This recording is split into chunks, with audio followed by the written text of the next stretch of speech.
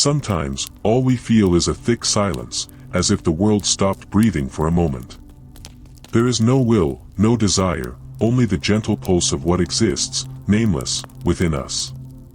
Have you ever noticed how, when you let go of the weight of wanting, the universe seems to rest in your hands? It's as if, upon abandoning the search, life finally whispers its true meaning. What happens when we stop chasing and simply allow ourselves to be found by feeling? What remains in us when desires dissolve like mist at dawn? Maybe this surrender is our greatest challenge, and, at the same time, our greatest freedom. We are not alone in this dilemma. Everyone, at some point, faces the void and the fullness of simply feeling. Where are you watching from? Tell us in the comments below.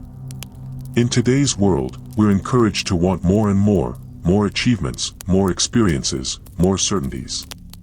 Amid this relentless pursuit, many of us carry a silent feeling of disconnection, as if we're all together, yet still isolated on small islands of anxiety and expectation. We are surrounded by stimuli, but often feel empty, as though something essential slips through our fingers, no matter how hard we try to hold on. That inner silence, the space where what we truly are is revealed, is often muffled by the noise of obligations, fears, and others' desires. This feeling is not exclusive to one person. It permeates crowded environments, hovers over hurried conversations, and accompanies tired glances crossing in the streets. It's as if we're all participating in a grand theater, playing roles that are expected of us, while inside we nurture a deep desire to simply be, to feel without having to justify it. The result is collective weariness, an emotional exhaustion manifesting in superficial relationships, automatic smiles, and sleepless nights. Lost in this flow, we try to fill the emptiness with distractions, social media, consumption, endless lists of goals. But deep down, there remains a subtle longing for something more authentic, a desire to go back home, not in the physical sense, but in the sense of rediscovering our own essence. This silent yearning, almost forgotten, pulses in each of us, inviting us to awaken a deeper consciousness, where we no longer need to want so much in order, finally, to feel. Perhaps you too have noticed this calling, even subtly. If something here resonated with you, share in the comments how you've been experiencing the world around you. And, if you'd like to continue this journey with us, subscribe so you don't miss the next steps in this reflection. Imagine someone who didn't seek ready-made answers, but dove into the mystery of their own being, like one who walks through a forest at night, listening to every sound, smelling every scent, attentive to what emerges from the shadows. This was the spirit of Jung. He looked within himself with a quiet courage, willing to get lost in order to, perhaps, find something truer. Jung understood that behind the emptiness and restlessness we feel, there exists a great underground river, the unconscious. There lie everything we have forgotten, everything we have avoided feeling, everything that society has taught us to hide. But this river cannot be contained. It overflows in dreams, gestures, encounters, silences. It calls to us, in unexpected ways, to face what we avoid. And how does this call happen? Often, through encounters. Someone appears, and suddenly the heart races or the ground seems to disappear beneath your feet.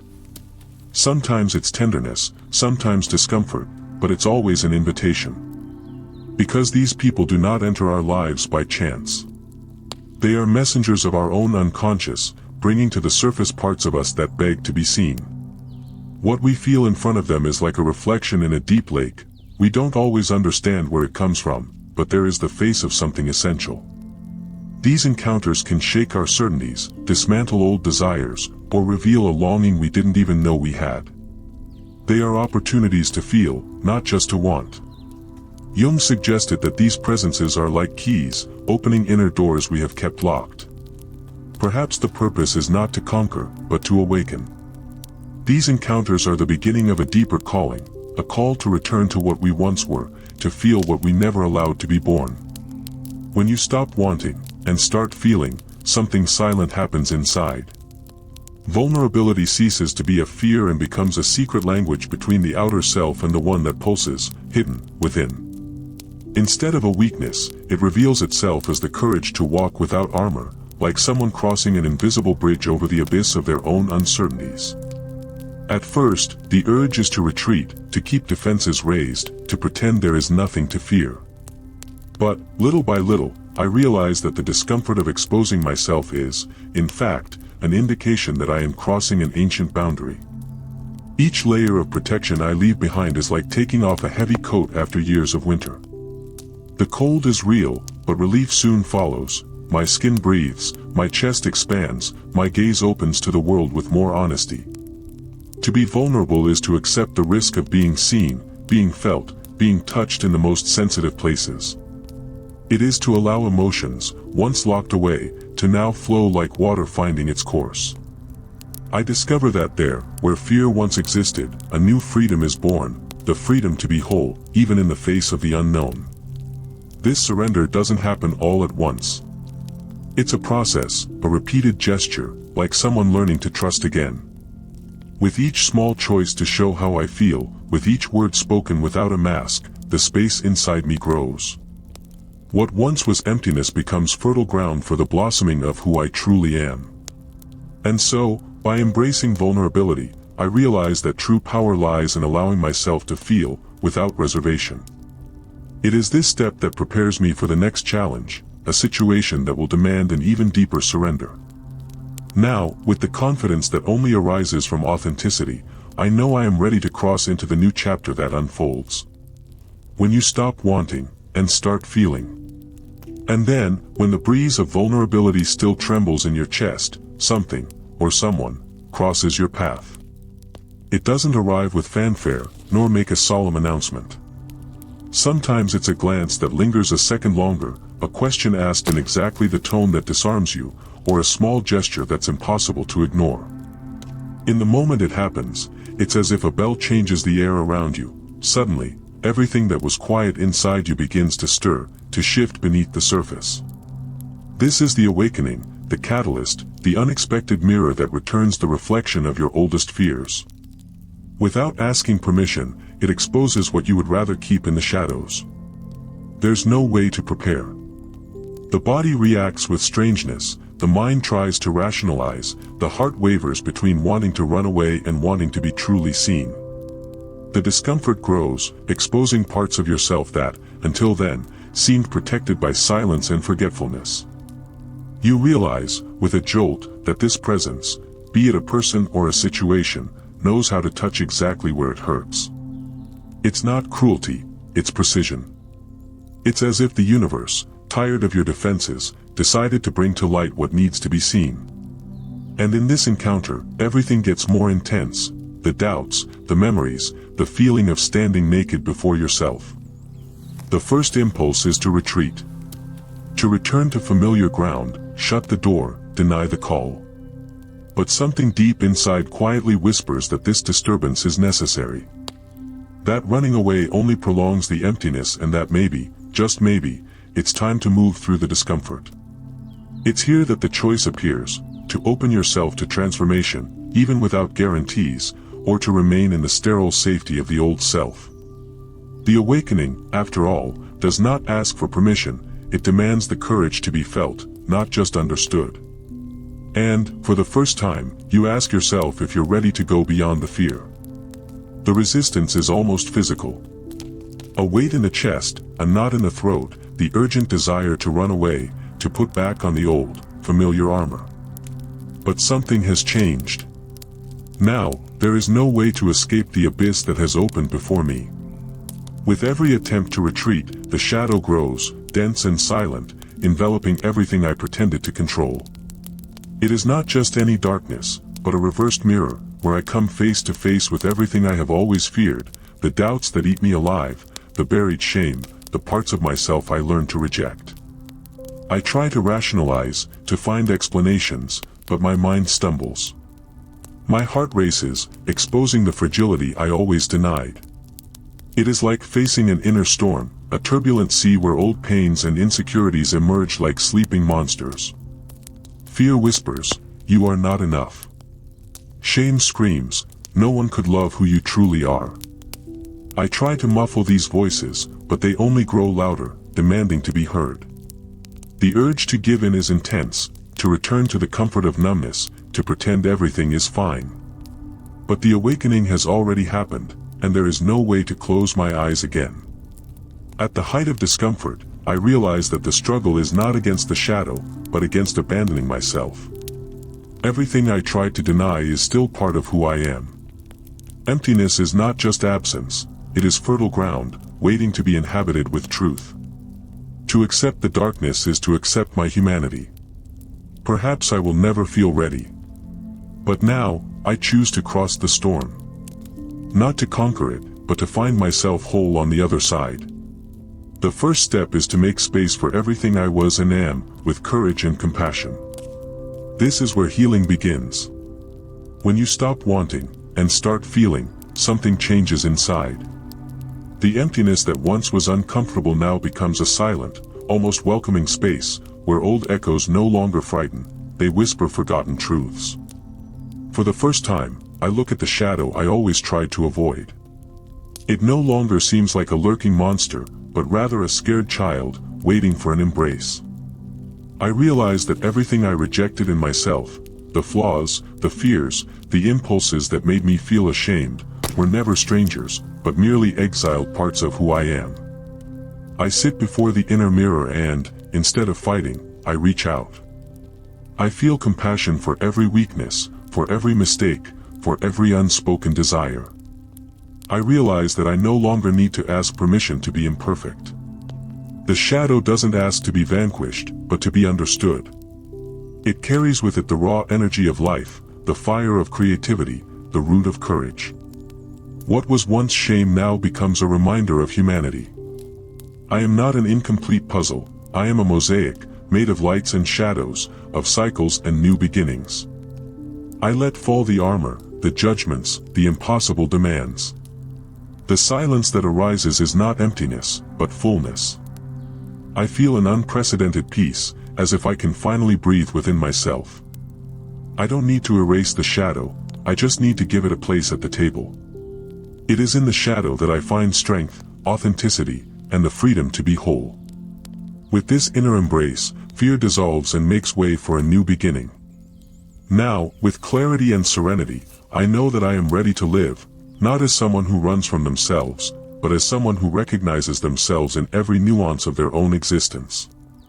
When you stop wanting, and start feeling, something silent and profound happens within you. It's as if, after the storm, the dust settles and for the first time you can see the real outlines of things. The emptiness that was once an abyss now becomes fertile ground, rich soil ready to receive new seeds. The weight of old masks slips from your face, and you breathe, feeling the air touch the bare skin of your truth.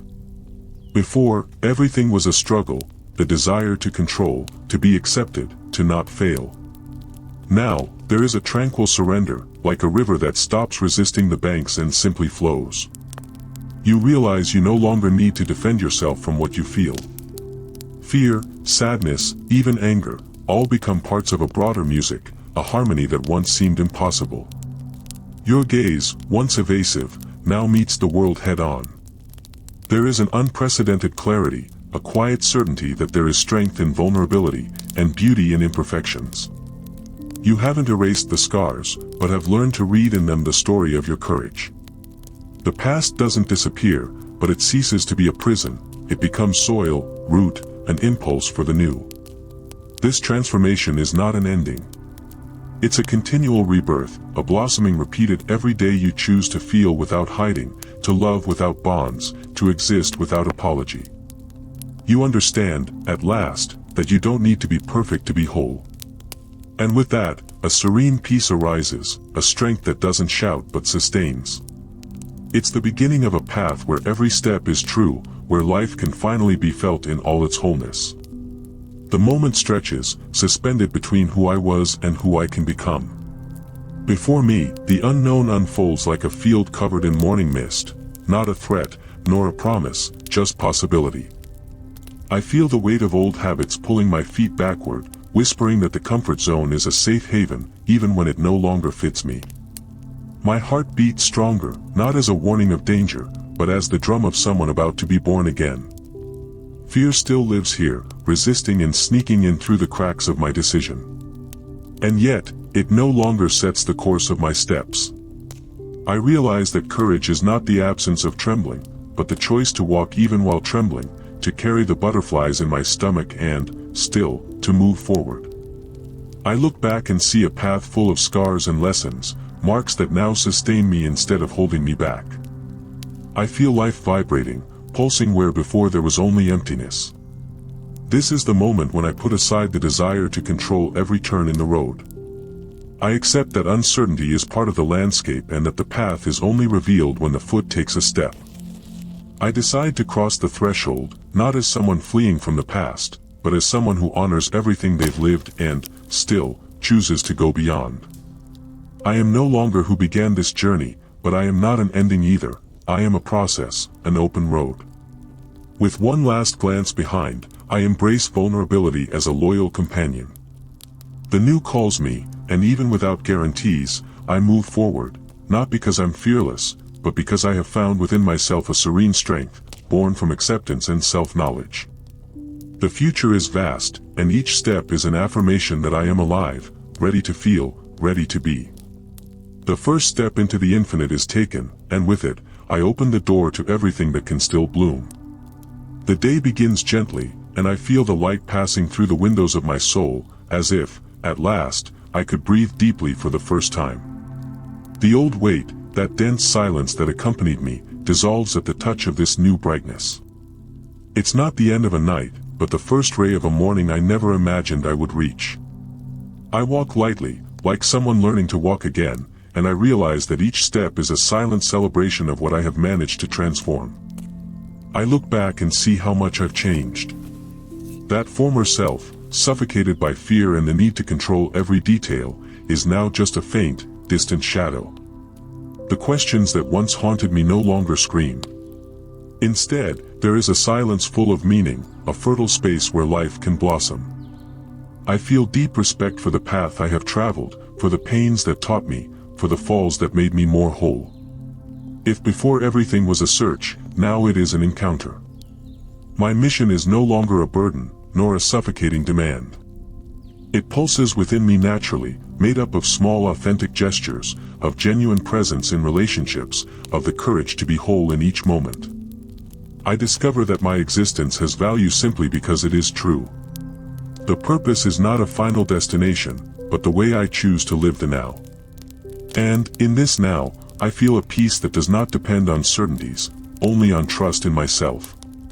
The cycle closes, and I see myself as a tree that has withstood storms and now blooms effortlessly, making room for fruits yet to come. There are no more chains, nor hurry. Only being, full and awake, ready to welcome whatever comes. I know the journey continues, but this time, I carry with me the certainty that each new day is an invitation to begin again, with an open heart and a peaceful soul.